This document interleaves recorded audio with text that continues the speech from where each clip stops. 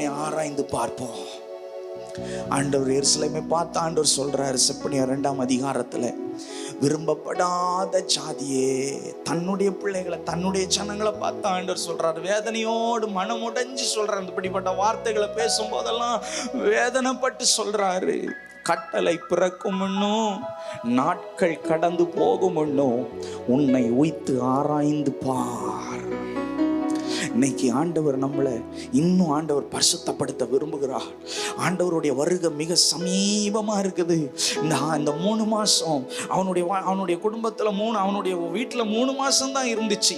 இந்த October, November, December 2021 நீங்க காலடி எடுத்து வைக்கும் பொழுது கர்த்தர் ஓபேத் ஏதோம கர்த்தர் எப்படி ஆசீர்வதித்தாரோ அதே போல கர்த்தர் நம்மளையும் ஆசீர்வதிக்க விரும்புகிறார்.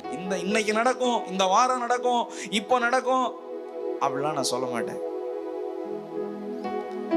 இப்போவே இந்த வாரத்திலேயே நடக்கும் பாருங்க, இந்த மாசத்திலே நடக்கும் பாரு. 31 தேதி இருக்கு, 31 தேதிக்குள்ள நடக்கும் பாரு அப்படி நான் சொல்ல மாட்டேன். கர்த்தர் செய்வார், கர்த்தர் செய்வார். அப்போ செய்யவே மாட்டாரா நீங்க சொல்றத பார்த்தா அப்படின்லாம் இருக்கு அப்படின்னு நீங்க நினைக்கலாம். இல்லை, ஒருத்தருக்கும் ஒவ்வொரு மாதிரி ஆண்டவர் சொல்றாரு. சிலர் நம்ம கரெக்டா இருப்போம்.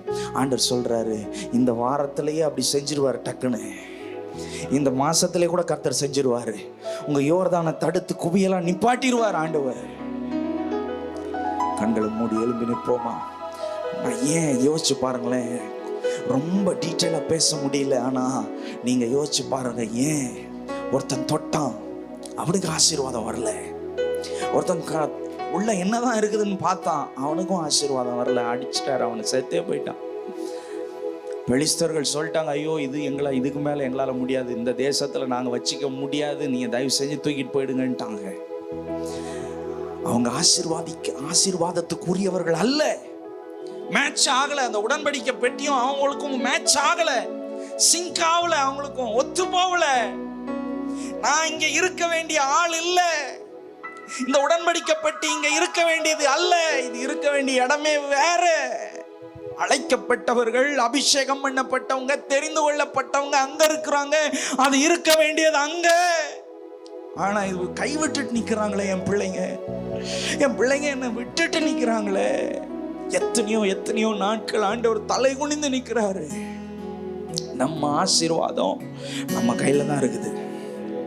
எந்த ஊழியக்காரர் வந்து ஜெபம் பண்ணாலும், எந்த ஊழியக்காரர் வந்து தீர்க்க தரிசனம் சொன்னாலும், 1000 தீர்க்க தரிசனம் நம்மளை பக்தி விருத்தி உண்டு பண்ணும்படியாக, சூழ்நிலைக்கு ஏற்றதுபடியாக அப்படியே தெளிவா திட்டமும் தெளிவா ஊழியக்காரர் மூலமா பேசுவார் கர்த்தர். ஆனா நான் ஒண்ணு மாத்திரம் சொல்ல முடியாது, நிறைவேறுகிறதுக்கு நம்ம கிட்ட தான் இருக்குது. அது நிறைவேறுகிறதும் நிறைவேறாம போகிறதும் தாமதிக்கிறதும் நம்ம கையில தான் இருக்குது. இன்னைக்கு கர்த்தர் நம்மளை தகுதிப்படுத்துகிறார்.